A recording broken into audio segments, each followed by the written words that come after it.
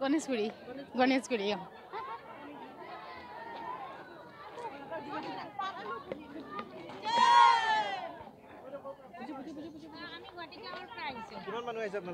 আমাৰ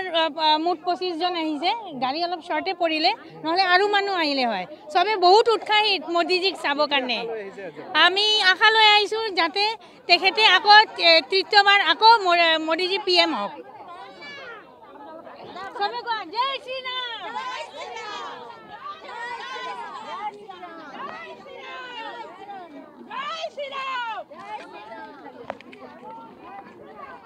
এইফালে ছাপি যা